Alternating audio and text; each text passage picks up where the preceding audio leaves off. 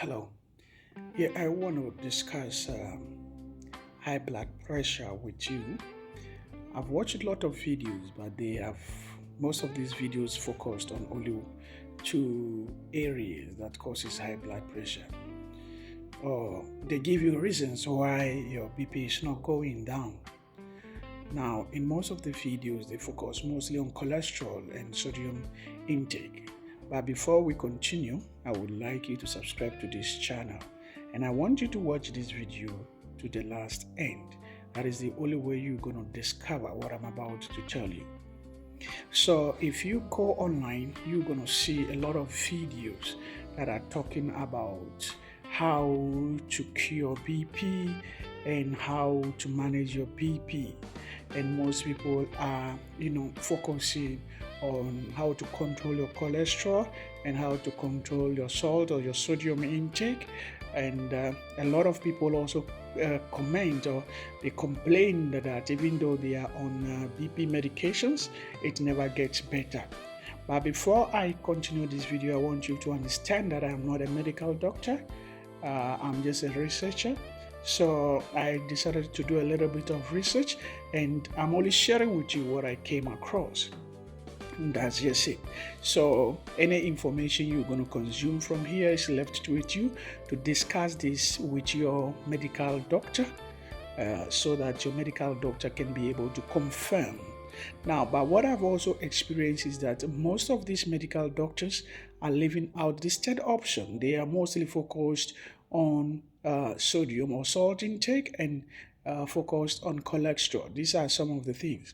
Now, some of these doctors would go on by asking you if you have a family issue so far as cholesterol is concerned. So far as high blood pressure is concerned. Yeah.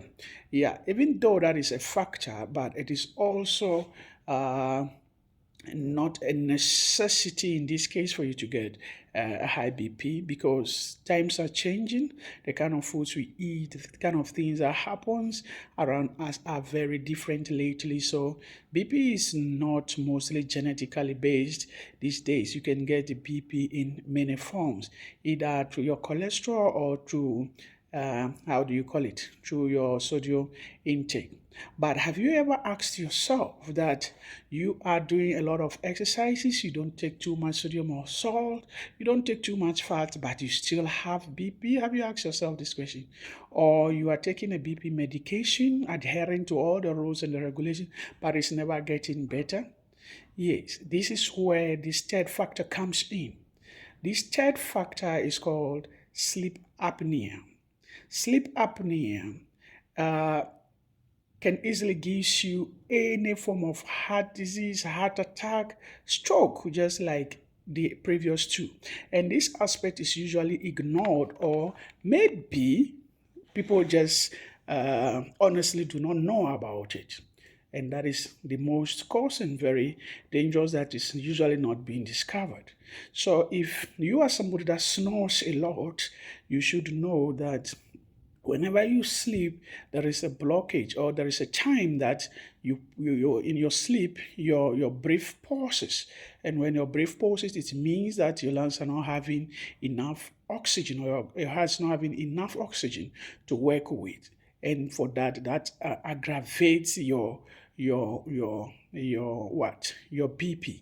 So sleep apnea is one of the things that I would encourage most people to have a look at. If you are doing everything and your BP is not going, you must know that there is a third option, which is sleep apnea. Please, you can monitor your sleep and see how it goes.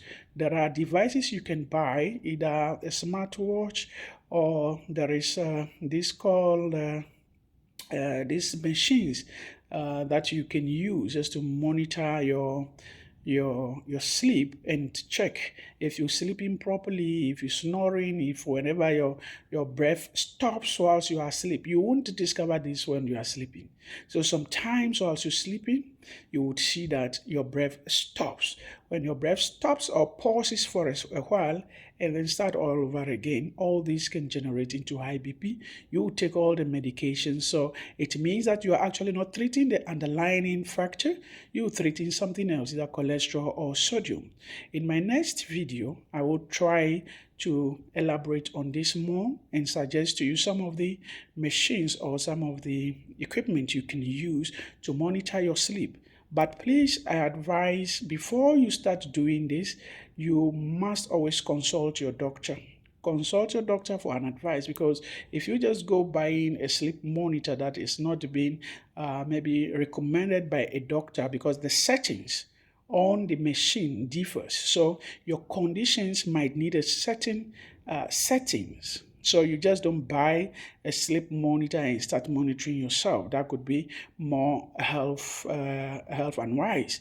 So please watch for the next video. I will definitely share more light on sleep apnea for you. Thank you for watching this video. Don't forget to subscribe to this channel. Share to many people that are having a lot of challenges so they can be able to learn something out of this. Thank you for watching and stay tuned. Bye-bye.